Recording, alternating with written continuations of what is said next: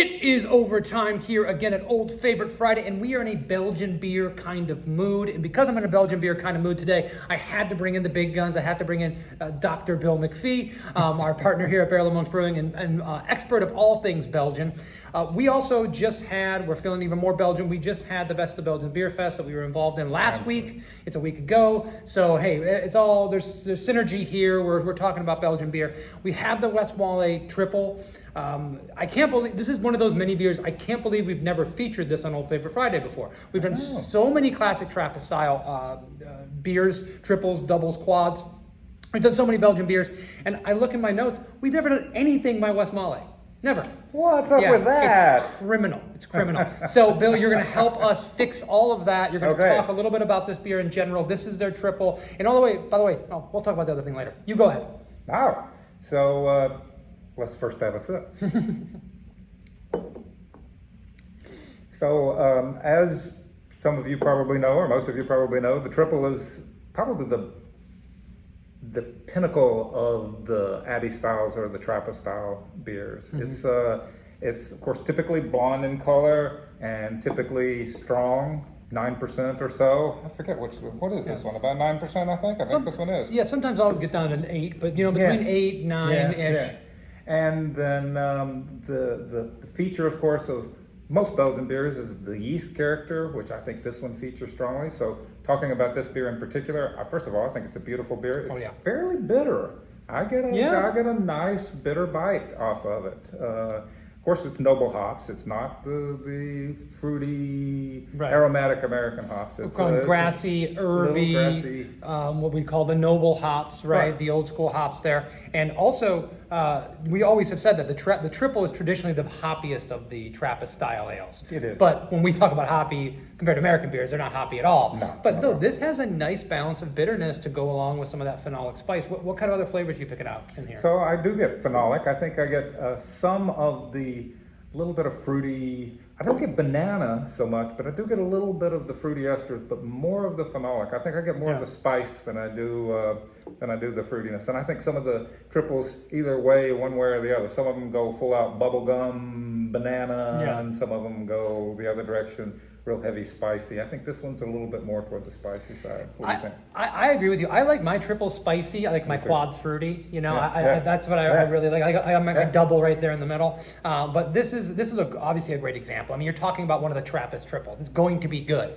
Excellently made, complex. I like the bitter aspect of this. It's also obviously bottle conditioned. You can see the bottle that we're using here. You can find this in small format bottles, but you really get this lovely carbonation. You kind of see the lacing on Bill's glass. Mm-hmm. The mouthfeel, it just bursts in your mouth with all that carbonation, all those bubbles washing over your tongue. It's really an important feature of these classic style beers. The one thing I was going to mention, but now, especially when you were talking about the bitterness, this beer is 3 years old. Yeah. This is a 3-year-old bottle of beer. And yet, one of the first things that goes is bitterness. Bitterness goes relatively quickly, especially in a 3-year-old beer. So this was probably a little bit, even more on fire, a little bit more bitter when it was young, which is likely so. Which is really, really cool. So just the fact that this beer can hold up this well after 3 years in, and they gave it a best buy in 2023. Mm-hmm. But we know for a fact, and you can come to the Barrel Amongst Brewing and you can look at our vintage bottle list, we know these beers can last 4, 5, 6, 7 years, and they can develop complexity with age. That's one of the beauties to me.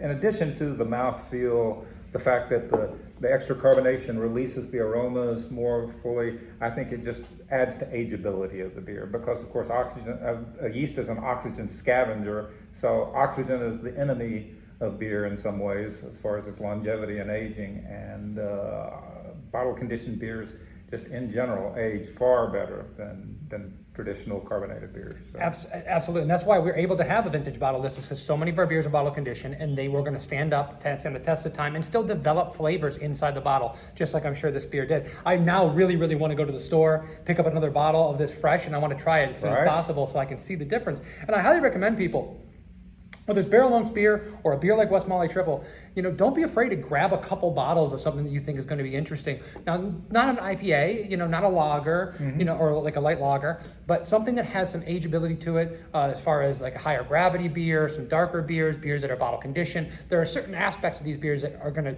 lend themselves to ageability. So pick some of those up, put them in your cellar, hold on to them for a while, put them in a dark corner of your closet. Bill basically has more beer sitting in dark corners. Bill does not have enough does not have enough closets to have enough dark corners to put all the beers he has in. So I think you're storing stuff on the roof at this point. Is that it? Yeah, something like that. Yeah. A friend of mine says my house is sinking from the weight of the beer we're storing there. But, I do not doubt that at all. Bill, we like to talk about food pairings and stuff here. I know that's not like your expertise necessarily. I know sometimes you definitely have a good palate for that. So I'm really interested in not thinking about, what to recommend to people, but if you're gonna sit down for dinner, what do you want to eat with this? Fish, okay. Yeah, Any kind of particular fish? No, something with a little body, something with, I love wahoo, and Okay. I think a pan-fried wahoo or even a broiled wahoo would be just awesome with this. But Okay, that's excellent. one thing that just comes to the top of my head. No, and obviously with a lighter beer, but it does have some body, so you need some richness, some fattiness to the fish. I think also maybe if you had like even just basting with a little bit of butter or white wine sauce, maybe some Right. capers or something like that would be real nice. What I was thinking of was I just had this recently, which was like a pork tenderloin with like an apple chutney. And I think the body and the fattiness, have with a pork tenderloin, but that apple chutney would be really, really good with this. I also, first of all, I like triple with apple pie. I think it like apple pie with like some vanilla ice cream on top of it. I think goes really, really well. It really makes some of the fruity flavors come out. And since this is so phenolic, I think would add the spice character and the fruit flavor, which goes well with a triple automatically. It would be a nice like pairing there. So. Excellent. That's just, two people's opinion on what you could pair this beer with. And also, and when we do this, we're also saying it's not every triple, but, a lot of triples are going to work well with that. A lot of triples work well with Indian food. A lot of triples work well with Thai food, things that have spice to them. So there's tons of things you can do. You can go online. You can look at other people's suggestions as well. But Bill, thank you very much for joining us on Old Favorite Friday. pleasure. Thank you for talking about this amazing beer that I'm so happy that we have finally featured when we probably should have featured it about 2 years ago. And please, for all of you guys watching, please let us know what we should be drinking next week for Old Favorite Friday. Please poke around on our channel, like, subscribe, do all those things.